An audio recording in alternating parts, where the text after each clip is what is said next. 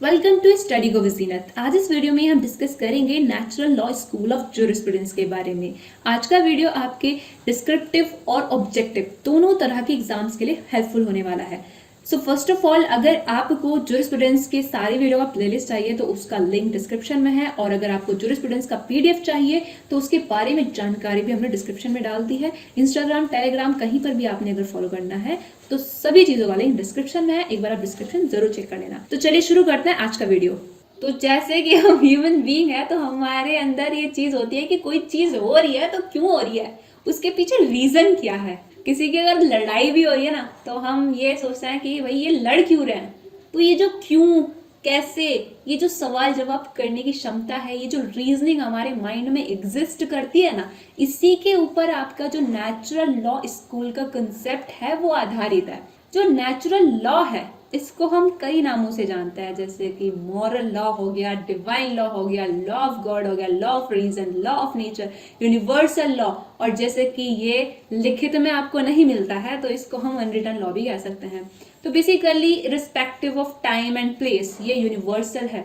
मतलब ऐसा नहीं है कि किसी पर्टिकुलर प्लेस में ये अलग है, बल्कि सब जगह ये यूनिवर्सल है, ये कॉमन है टू ऑल ह्यूमैनिटी, क्योंकि ये ह्यूमन बीइंग का जो नेचर होता है ना उसमें इनहेरेंट है। ऐसा नहीं है कि ये किसी पर्टिकुलर कन्वेंशन से आया है या किसी लेजिस्लेशन से आया है या किसी अदर इंस्टीट्यूशनल डिवाइस से आया है, और ना ही इसको किसी व्यक्ति ने बनाया है, बल्कि ये इनहेरेंट है in the nature of man, और ये बेस्ड है on the teachings of philosophers, profits and cents. और साथ ही इसको इन्फोर्स करने के लिए, इसको इम्प्लीमेंट करने के लिए कोई एक्सटर्नल एजेंसी जरूरी नहीं होती है। ये अपने आप इन्फोर्स होता है, अपने आप इम्प्लीमेंट होता है। और साथ ही ये चीज आपको पता होनी चाहिए कि जो ये नेचुरल लॉ का कंसेप्ट है ये कहीं ना कहीं ह्यूमन राइट्स, म्युनिसिपल लॉ, जो लॉ ऑफ द नेशन होता है, और इंटरनेशनल लॉ, इन सभी को ओरिजिनेट करने में सिग्निफिकेंट रोल प्ले किया है। आज के टाइम पर आप an number of principles and doctrines पढ़ते हैं तो कहीं ना कहीं उनके ओरिजिन में नेचुरल लॉ का योगदान आपको देखने को मिलेगा। जैसे कि इंडिया और इंग्लैंड में रूल ऑफ लॉ का कॉन्सेप्ट चलता है, नेचुरल जस्टिस का प्रिंसिपल यूनिवर्सली एप्लीकेबल होता है, यूएसए में ड्यू प्रोसेस ऑफ लॉ, ये सब नेचुरल लॉ की जो फिलॉसफी है उसी के ऊपर आधारित है। इसके अलावा आपको पता होना चाहिए कि जो नेचुरल लॉ है उसकी कुछ इंपॉर्टेंट थियोरीज है, जैसे कि आपकी हो गई doctrine of due process, doctrine of bias, doctrine of reasonableness. तो बेसिकली जो भी कॉन्सेप्ट है ना आपका नेचुरल लॉ का, उसके बारे में अलग अलग राइटर्स का अलग अलग व्यू है। कुछ राइटर्स कहते हैं कि जो नेचुरल लॉ है वो इस बात पर रिफ्लेक्शन डालता है कि एब्सोल्यूट जस्टिस जो होता है, जो कंप्लीट जस्टिस होता है, उसको अचीव करने के लिए काफी लंबे अरसे से, मतलब काफी टाइम से लगातार कैसे खोज होती आ रही है।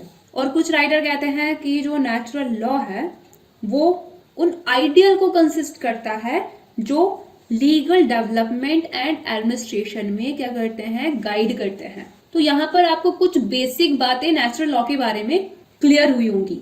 अब हम डिस्कस करेंगे नेचुरल लॉ का डेवलपमेंट, जो कि टोटल 5 फेजेस में हमने डिवाइड किया है। Ancient period of natural law, middle age of natural law, the period of renaissance यानी कि modern classical era, decline of natural law theories, and last phase है revival of natural law theories. तो ये सारे phase अब हम step by step discuss करेंगे। First of all आपको एक चीज पता होना चाहिए कि जो डॉक्टर फ्रीडमैन है, इन्होंने एक बुक लिखी थी लीगल थ्योरी, और इनकी बुक के आने से पहले कोई भी ये चीज नहीं सोचता था कि ज्यूरिस्प्रूडेंस और लीगल थ्योरी अलग है।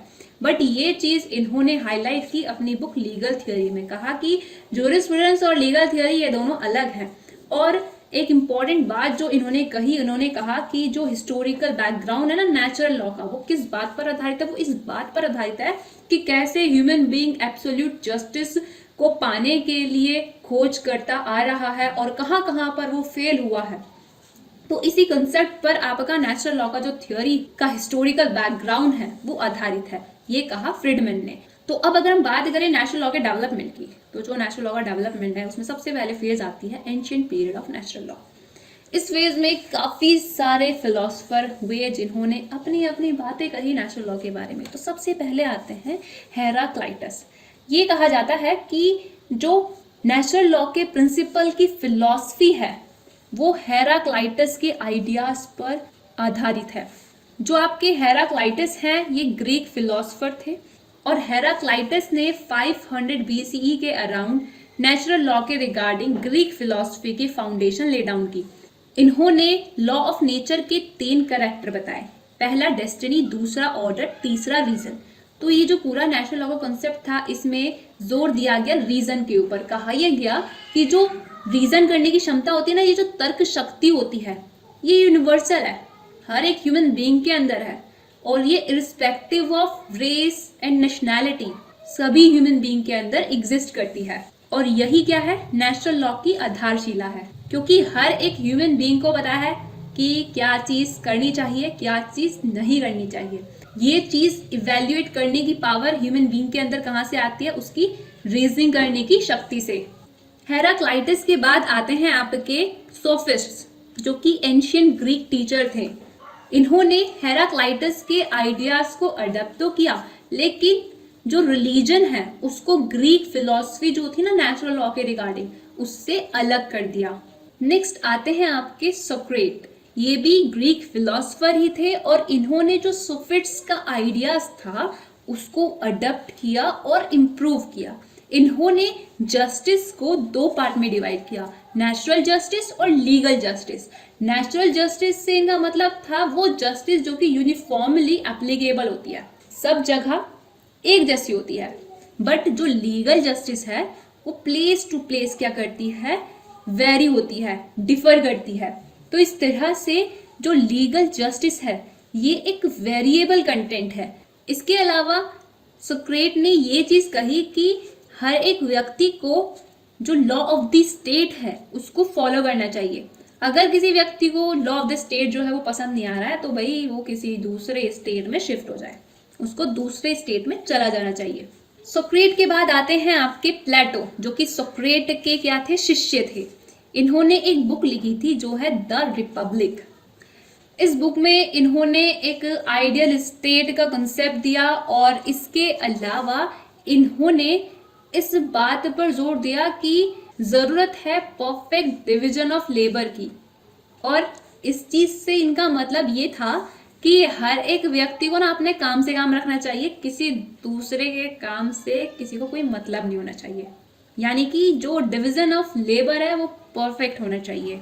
हर एक व्यक्ति को वो करना चाहिए जो करने के लिए वो कैपेसिटी रखता है। इसके अलावा जो प्लेटो थे इन्होंने एक एजुकेशनल इंस्टीट्यूशन जिसका नाम है अकेडमी, एथेंस में इस्टेब्लिश किया और इसी अकेडमी से एक शिष्य पढ़कर निकला जो था एरिस्टोटल। एरिस्टोटल ने इस अकेडमी में 20 इयर्स तक पढ़ाई की और एरिस्टोटल एक ऐसा व्यक्ति है जिससे मैं बहुत ही ज्यादा पक चुकी हूँ। इन्होंने मेरा साथ कभी नहीं छोड़ा। 9th 10th 11th 12th BSc LLB LLM सब जगह एरिस्टोटल का नाम सुनते सुनते मैं पक चुकी हूँ। तो बेसिकली जो एरिस्टोटल है ये ग्रीक फिलोसफर है और जैसे कि ये जो एथेंस में अकेडमी प्लेटो ने इस्टेब्लिश किया था वहाँ से 20 साल तक पढ़ाई करके आए थे। तो उस पढ़ाई का इन्होंने कुछ करना ही तो था, जैसे हम लोग तो कुछ करते ही नहीं, अपनी पढ़ाई का वेस्ट कर देते हैं। तो इन्होंने ऐसा कुछ नहीं किया, इन्होंने एक बुक लिखी जिसका नाम है पॉलिटिक्स और इस वजह से ही इनको फादर ऑफ पॉलिटिकल साइंस भी कहा जाता है। इसके अलावा आपको पता ही होना चाहिए कि इन्हें father of embryology, father of zoology और पता नहीं कौन कौन सी चीज़ों के फादर भी कहा जाता है इन्हें, क्योंकि सब जगह इन्होंने अपनी टांग अड़ाई है। एरिस्टोटल का ये मानना था कि जो एक व्यक्ति होता है ना, जो ह्यूमन बीइंग होता है, वो नेचर का ना 2 तरीकों से पार्ट होता है। पहला तो लाइक गॉड ने उसको क्रिएट किया है, तो इस तरह से वो खुद ही क्या बन गया है, नेचर का पार्ट बन गया है, क्योंकि नेचर का आउटकम है ह्यूमन बीइंग, तो इसलिए वो गॉड का क्रिएशन होने की वजह से क्या बन गया, नेचर का पार्ट बन गया है। दूसरी चीज इन्होंने कही कि ह्यूमन बीइंग इसलिए और नेचर का पार्ट है क्योंकि ह्यूमन बीइंग के अंदर रीजन करने की क्षमता होती है, जिसकी वजह से ही वो ये जज कर पाता है कि जो वो कर रहा है वो सही है या गलत है। इन्होंने जस्टिस को दो पार्ट में डिवाइड किया, distributive justice and corrective justice, और ये कहा कि जस्टिस कंसिस्ट करती है क्या, वो जो कि लॉफुल है, जो कि फेयर है, और फेयरनेस इन्वॉल्व करती है क्या, इक्विटेबल डिस्ट्रीब्यूशन, और जो भी चीज इनइक्विटेबल है उसको करेक्ट करती है। तो ये कहा एरिस्टोटल ने। इसके अलावा ये टैगलाइन जो है एरिस्टोटल की कि law is reason free from passion, ये अक्सर प्री एग्जाम में पूछ ली जाती है, तो ये चीज आप ध्यान रखिएगा। एरिस्टोटल के बाद आते हैं स्टोइक्स, जिन्होंने एरिस्टोटल की जो थियोरी है उसको आधारशिला बनाया, बट उसको कन्वर्ट कर दिया मॉरल थियोरी में। और जो जीनो ऑफ सिटियम थे, इन्होंने एथेंस में स्टोइक्स फिलॉसफी की फाउंडेशन रखी। स्टोइक्स का ये मानना था कि जो ह्यूमन बीइंग होते हैं, जो मैन होते हैं, उनमें रीजन करने की पावर होती है, इरिस्पेक्टिव ऑफ, मर गया लैपटॉप भी, irrespective of nationality and race. फर्क नहीं पड़ता है कौन सी कंट्री के हैं, किस रेस से बिलोंग करते हैं, सभी के अंदर होती है रीजन करने की पावर। तो ये कहना था स्टोइक्स का। और जो भी थ्योरी स्टोइक्स ने दी, इनकी थ्योरीज रोमन जुरिस्ट को बहुत ही ज्यादा इन्फ्लुएंस की।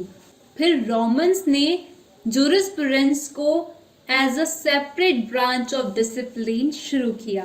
रोमन्स ने जो लॉ है उसको 3 ब्रांचेस में डिवाइड किया। पहला जूस चिविले यानी कि सिविल लॉ, दूसरा जूस जेंतियुम यानी कि द लॉ ऑफ पीपल, तीसरा जूस नेचुरले यानी कि नेचुरल लॉ।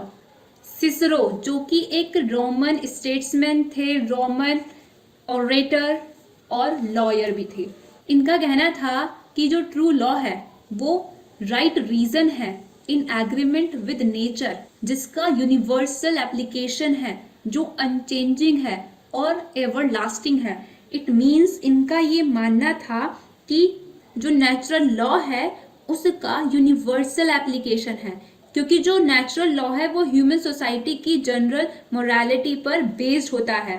सिसरो का ये मानना था कि जो ह्यूमन बीइंग होते हैं उनमें जैसे कि फैकल्टी ऑफ रीजनिंग होती है, मतलब तर्क करने की क्षमता होती है, इसी वजह से उनका पूरी सृष्टि में सर्वोच्च स्थान होता है। तो इसलिए सिसरो का ये कहना था कि जो नेचुरल लॉ है ह्यूमन बीइंग के रीजन का क्रिएशन है। फिर इसके बाद जो अल्पियन है उनका ये कहना था कि जो नेचुरल लॉ है ऐसा नहीं है कि वो ह्यूमन बीइंग्स के लिए, बट वो सभी लिविंग क्रिएचर्स के ऊपर अप्लाई होता है। इनका ये मानना था कि जो नेचुरल लॉ है वो हर एक ह्यूमन बीइंग को इक्वली ट्रीट करने के बारे में बात करता है। इसलिए जो रोमन एम्पायर में स्लेवरी सिस्टम वगैरह चलता था उसको जो अल्पियन है उन्होंने क्रिटिसाइज किया, और जो अल्पियन थे वो स्लेवरी इंस्टीट्यूशन के अगेंस्ट थे। वो ये मानते थे कि जो स्लेवरी इंस्टीट्यूशन है, जो दास प्रथा है, वो लॉ ऑफ नेचर के कॉन्ट्ररी है। तो ये तो थी आपकी फेज 1 यानी कि ancient period of natural law. Second phase है middle age of natural law, जिसको हम डार्क एज के नाम से भी जानते हैं। ये 12th और 14th सेंचुरी के मिड में डेवलप हुई। इस एज में जो आपके संत ऑगस्टीन थे, इन्होंने नेचुरल लॉ को एक नया इंटरप्रिटेशन दिया, मतलब डिवाइन लॉ के कंटेक्स्ट में नेचुरल लॉ को यहाँ पर इंटरप्रेट किया गया। और जो सेंट ऑगस्टीन थे और ग्रिगोरी थे, इन्होंने जो नेचुरल लॉ है उसको रिलीजियस और डिवाइन करेक्टर दे दिया। तो इस तरह से जो नेचुरल लॉ है वो इस एज में डिवाइन लॉ का पार्ट बन गया। इस एज में ईसाई धर्म को फैलाने के लिए नेचुरल लॉ जो है उसका इस्तेमाल किया गया, और जो भी चर्च वगैरह में प्रिंसिपल वगैरह जो भी मतलब डॉक्ट्रिन्स वगैरह प्रपाउंड किए गए, जो चर्च के रूल थे, उनको जो स्टेट होता है ना, जो राज्य होता है, उसके ऊपर प्रायोरिटी दी गई। साथ ही ये चीज बिलीव की गई इस एज में कि जो डिवाइन लॉ होता है वो बेस्ड होता है नेचर के ऊपर, और जो ह्यूमन ने बनाए होते हैं लॉज, जो भी बाकी अदर लॉज होते हैं, वो कस्टम के ऊपर आधारित होता है। तो इसलिए जो डिवाइन लॉ है जैसे कि नेचर के ऊपर आधारित है, तो इसलिए डिवाइन लॉ को बाकी सारे के सारे जितने भी अदर लॉज हैं उनके ऊपर प्राथमिकता दी जानी चाहिए। डिवाइन लॉ सुपीरियर लॉ है, ऐसा इस एज में माना गया। इसी एज में थॉमस एक्वाइनेस जो हुए, जो कि एक इटालियन प्रिस्ट थे, इन्होंने लॉ को 4 कैटेगरी में डिवाइड किया, यानी कि लॉ ऑफ गॉड या फिर एटर्नल लॉ। दूसरा नेचुरल लॉ, मतलब ऐसा लॉ जो कि रिवील्ड हुआ है through the reasons of man, जो कि डिक्टेट्स ऑफ रीजनिंग। तीसरा है डिवाइन लॉ या फिर लॉ ऑफ स्क्रिप्चर्स, और चौथा है ह्यूमन लॉ। और जो थॉमस एक्वाइनेस थे, इनका ये मानना था कि जो पॉजिटिव लॉ होता है ना, उसको एक्सेप्ट कर सकते हैं, लेकिन सिर्फ और सिर्फ तभी जब जो नेचुरल लॉ है और जो इटर्नल लॉ है उसके वो कंसिस्टेंट में हो। और साथ ही थॉमस एक्वाइनेस ने ये कहा कि जो चर्च होता है वो ही क्या कर सकता है, जो डिवाइन लॉ है ना उसको इंटरप्रेट कर सकता है। जो लॉ ऑफ स्क्रिप्चर्स है उसको इंटरप्रेट करने की अथॉरिटी किसके पास है, चर्च के पास। तो ये था आपका डार्क एज, जब नेचुरल लॉ एज्यूम किया डिवाइन कैरेक्टर। फेज थर्ड है द पीरियड ऑफ रेनिसांस, जिसको हम मॉडर्न क्लासिकल एरा भी कहते हैं। तो इसमें सबसे इंपॉर्टेंट है ह्यूगो ग्रोशियस, जिनको हम कहते हैं father of modern international law, और इन्होंने सोशल कॉन्ट्रैक्ट थ्योरी भी दिया है स्टेट ओरिजिन की, जिस थ्योरी में इन्होंने ये चीज पर जोर दिया कि जो स्टेट है उसका ओरिजिन ऐसे हुआ कि जो लोग हैं उन्होंने आपस में मिलके एग्रीमेंट किया, और वो एग्रीमेंट रिजल्ट हुआ किस में, स्टेट के ओरिजिन में, और उस एग्रीमेंट से पहले स्टेट एग्जिस्टेंस में नहीं था। तो ये कहना था ह्यूगो ग्रोशियस का। और इनका कहना था कि जो नेचुरल लॉ होता है वो आधारित होता है किसके ऊपर, ह्यूमन बीइंग के नेचर के ऊपर, नेचर ऑफ मैन के ऊपर, और जो ह्यूमन बीइंग की ऑनवर्ड नीड होती है जीने के लिए, जो भी ज़रूरतें होती हैं सोसाइटी में, उसके ऊपर आधारित होता है क्या, लॉ ऑफ नेचर। और इन्होंने ये कहा कि जो ह्यूमन नेचर होता है ना वो ग्रैंड मदर होता है, और जो नेचुरल लॉ होता है वो होता है पेरेंट, और जो पॉजिटिव लॉ होता है वो होता है बच्चा। जब भी मैं ये लाइन पढ़ती हूँ ना मुझे हंसी आती है बहुत। बेचारे अस्टिन के पॉजिटिव लॉ को ह्यूगो ग्रोशियस ने बच्चा बता दिया। इसके अलावा ह्यूगो ग्रोशियस ने ये कहा कि जो नेचुरल लॉ है वो इतना अम्यूटेबल है, मतलब इतना दृढ़ है कि जो गॉड है ना वो भी खुद इसको चेंज नहीं कर सकता है। ह्यूगो ग्रोशियस के अलावा इस पीरियड में और भी कई एक्सपोनेंट्स हुए, जैसे कि Thomas Hobbes, John Locke, Rousseau, Immanuel Kant और हीगल।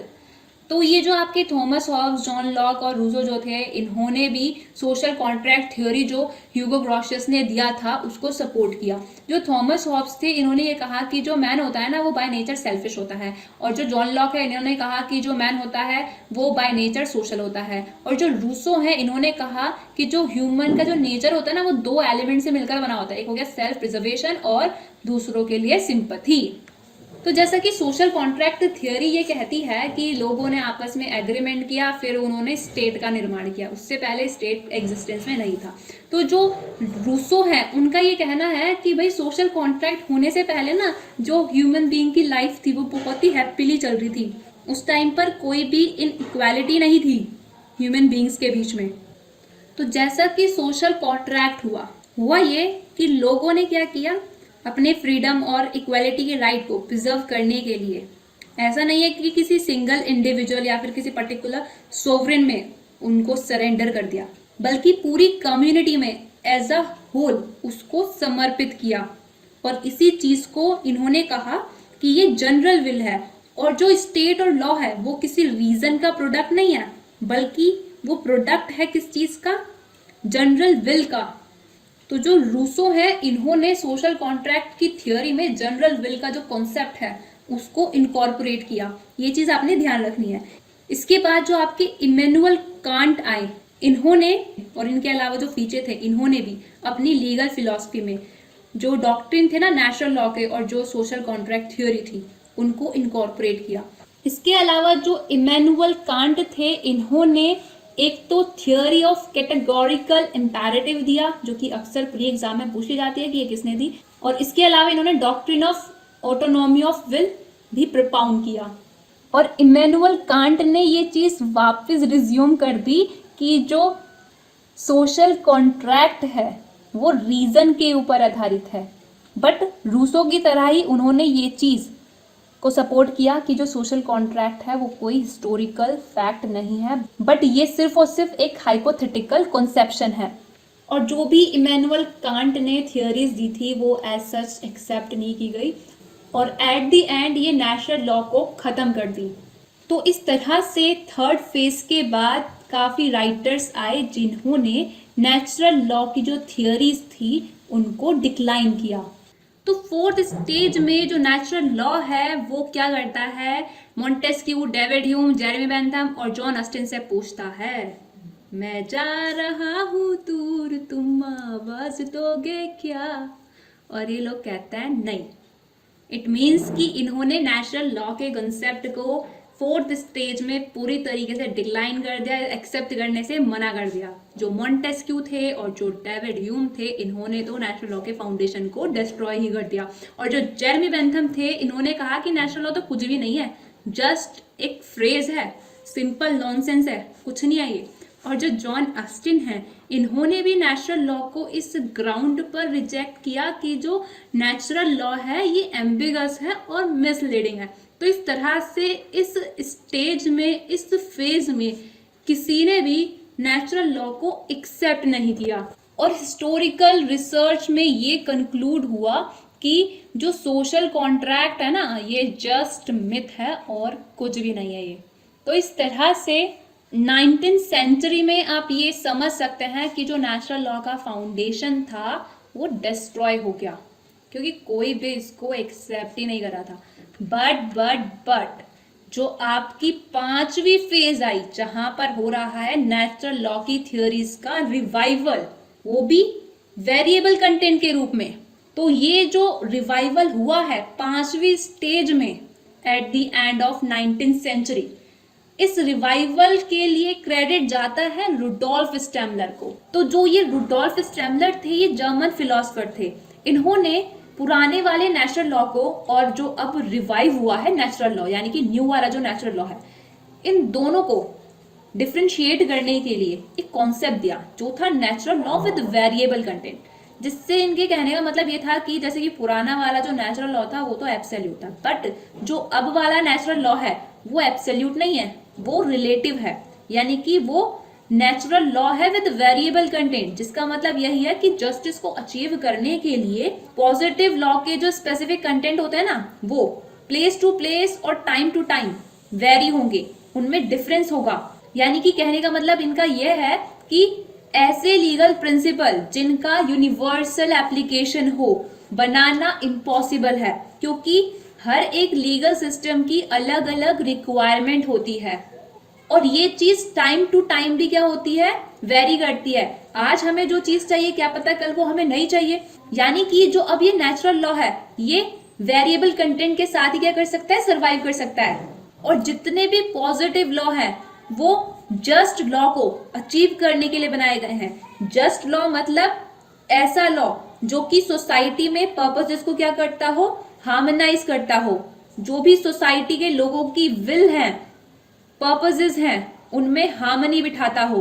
तो ऐसे जस्टिस को अचीव करने के लिए ही सारे के सारे पॉजिटिव लॉ बनाए गए हैं, और जो हार्मनी ऑफ विल है और जो पर्पसेस वगैरह हैं वो टाइम एंड प्लेस के अकॉर्डिंग वेरी करते हैं। तो ये जो कॉन्सेप्ट था natural law with variable content, इसके अलावा रुडोल्फ स्टेमलर ने लॉ को दो पार्ट में डिवाइड किया, पहला आइडियाज ऑफ लॉ और दूसरा कॉन्सेप्ट ऑफ लॉ। अब रुडोल्फ स्टेमलर के बाद नेक्स्ट फिलोसफर है जॉन रॉल्स, जो कि अमेरिकन फिलोसफर है, और इन्होंने एक बुक लिखी है अ थ्योरी ऑफ जस्टिस। और इस बुक में ही इन्होंने जस्टिस के 3 लेवल बताए। पहला लोकल जस्टिस, जिसमें इंक्लूड होंगे वो प्रिंसिपल जो डायरेक्टली सभी तरह के इंस्टीट्यूशन और एसोसिएशन के ऊपर एप्लीकेबल होते हों। दूसरा लेवल बताया इन्होंने जस्टिस का डोमेस्टिक जस्टिस, जो अप्लाई होती है फैमिली के ऊपर। और तीसरा इन्होंने लेवल बताया जस्टिस का ग्लोबल जस्टिस, जो कि एप्लीकेबल होती है इंटरनेशनल लेवल पर। तो ये 3 जस्टिस के लेवल बताए जो कि आप अपनी कॉपी में नोट कर सकते हैं। इसके अलावा इन्होंने कहा justice is first virtue of social institution. तो ये चीज अक्सर एग्जाम में पूछ ली जाती है कि ये किसने कहा है, तो ये जॉन रॉल्स ने कहा है। और साथ ही इनका ये कहना था कि जो भी जनरल वांट होती है सभी की, उसको सिक्योर करने का जो जनरलाइज वे होते हैं, जो एक तरीका होते हैं, जो मीन्स होते हैं, वो क्या होते हैं? वो होते हैं जस्टिस के बेसिक प्रिंसिपल्स। इन्हीं के माध्यम से जनरल वांट क्या होती है? सिक्योर होती हैं। और इनको जो जनरल वांट्स होती हैं, जॉन रॉल्स ने प्राइमरी सोशल गुड्स कहा, जिसमें इंक्लूड होती हैं आपकी जैसे कि बेसिक लिबर्टीज हो गई, अपॉर्चुनिटी हो गई, पावर और मिनिमम अमाउंट ऑफ वेल्थ। तो ये सारे पॉइंट्स आप ध्यान रखना क्योंकि प्री में पूछ लिए जाते हैं। इसके बाद नेक्स्ट आए मॉरिस, जिन्होंने 3 जस्टिफिकेशन दिए लॉ के। पहला जस्टिस, दूसरा रैशनैलिटी और तीसरा अकल्चरेशन।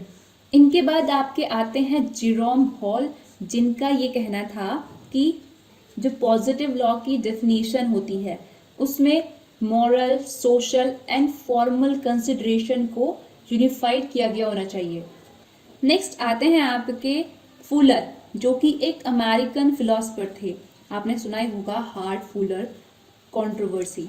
तो बेसिकली जो फुलर हैं, इन्होंने एक बुक लिखी है जो कि है द मोरालिटी ऑफ लॉ। और इसके अलावा जो एच.एल.ए. हार्ट हैं, ये इंग्लिश फिलोसफर थे, इन्होंने बुक लिखी थी द कॉन्सेप्ट ऑफ लॉ। तो ये आपका पेपर में पूछ लेते हैं। तो बेसिकली जो फुलर थे, इनका ये मानना था, जैसे कि हमने नेचुरल लॉ की जो थ्योरीज डिस्कस की, उसमें हमने रीज़न के बारे में काफ़ी बार डिस्कस किया।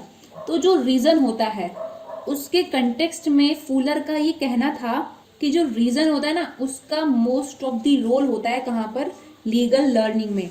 और इसके अलावा इनका ये मानना था कि जो लॉ है और जो मोरालिटी है, ये दोनों एक दूसरे से कोरिलेटेड हैं। इसके अलावा ये चीज़ आपको पता होनी चाहिए कि जो नेचुरल लॉ की जो थ्योरीज थी, वो इस चीज़ में कोई डिफरेंस नहीं करती थी। किस चीज़ में? लॉ एज इट इज और law as it ought to be, मतलब जो लॉ है और जो लॉ होना चाहिए, इन दोनों में कोई डिफरेंस नेचुरल लॉ के तहत बताया नहीं गया था। तो इसी पॉइंट के ऊपर जो फुलर हैं, इन्होंने रिफ्लेक्शन डाला। इन्होंने कहा कि law as it is and law as it ought to be, ये दोनों एक दूसरे से अलग हैं और इनके डिस्टिंक्शन के ऊपर ही जो लीगल पॉजिटिविज्म का एसेंस है वो बेस्ड है। और इसी कंटेक्स्ट में जो फुलर थे, इन्होंने अपने मोरालिटी के कॉन्सेप्ट को एनालाइज किया और इन्होंने कहा कि जो मोरालिटी होती है वो 2 तरह की होती है। एक होती है मोरालिटी एज इट इज और एक होती है morality as it ought to be. जो मोरालिटी एज इट इज होती है उसको इन्होंने कहा मोरालिटी ऑफ ड्यूटी, और जो morality as it ought to be होता है उसको इन्होंने कहा मोरालिटी ऑफ एस्पिरेशन। तो ये पॉइंट्स आप कुछ नोट कर लीजिएगा जो मैंने यहाँ पर नोट नहीं किए हैं। तो जो भी फुलर का कॉन्सेप्ट था मोरालिटी के रिगार्डिंग और लॉ के रिगार्डिंग, उसको एच.एल.ए. हार्ट ने क्रिटिसाइज किया था, जिसके बारे में हम अलग से जब हार्ट फुलर कंट्रोवर्सी डिस्कस करेंगे। एट द एंड हम ये कंक्लूड कर सकते हैं कि लॉर्ड लॉयड ऑफ हेम्स्टेड जो है ब्रिटिश जूरिस्ट, इनका ये कहना है कि नेचुरल लॉ के लिए जो सर्च है वो तब तक कंटिन्यू रहने वाली है जब तक कि इस दुनिया से इनजस्टिस की जो फीलिंग है वो खत्म नहीं हो जाती। जब तक इनजस्टिस की फीलिंग दुनिया में है तब तक नेचुरल लॉ की जो सर्च है वो कंटिन्यू रहेगी। इसके अलावा अगर हम इंडिया में देखें कि नेचुरल लॉ के जो कॉन्सेप्ट है वो किस हद तक अप्लाई किए गए हैं, बेसिकली अगर आप सीआरपीसी, एविडेंस, सीपीसी के जो भी प्रोविजंस हैं उनको देखें, एडमिनिस्ट्रेटिव लॉ को अगर देखें, तो वहाँ पर नेचुरल जस्टिस का जो प्रिंसिपल अप्लाई किया जाता है वो नेचुरल लॉ की थ्योरीज के ऊपर आधारित है। और इस चीज़ के अलावा जो हमारे फंडामेंटल राइट्स इंडियन कॉन्स्टिट्यूशन में मिले हुए हैं वो भी कहीं ना कहीं नेचुरल लॉ से, ह्यूमन राइट्स से इंस्पायर्ड है। तो आज की वीडियो के लिए बस इतना ही। आई होप आपको ये वीडियो अच्छा लगा। वीडियो अच्छा लगा तो लाइक करना, चैनल को सब्सक्राइब करना और वीडियो को ज़्यादा से ज़्यादा ज़रूर शेयर करना। और जूरिस्प्रूडेंस की आपको सारी वीडियो एक प्लेलिस्ट में मिलेगी, उस प्लेलिस्ट का लिंक डिस्क्रिप्शन में है। जूरिस्प्रूडेंस की अगर आपको पीडीएफ चाहिए तो उसके बारे में जानकारी भी डिस्क्रिप्शन में है। इंस्टाग्राम, टेलीग्राम, जहां पर भी आपने फॉलो करना है तो सभी के लिंक डिस्क्रिप्शन में, तो एक बार आप डिस्क्रिप्शन जरूर चेक कर लेना। जाते जाते चैनल को सब्सक्राइब कर देना, वीडियो को लाइक कर देना। कोई भी डाउट रहता है तो आप कहीं पर भी पूछ सकते हैं, इंस्टाग्राम, टेलीग्राम, कमेंट सेक्शन, कहीं भी आप पूछ सकते हैं। तो आज की वीडियो में बस इतना है, मिलता है नेक्स्ट वीडियो में।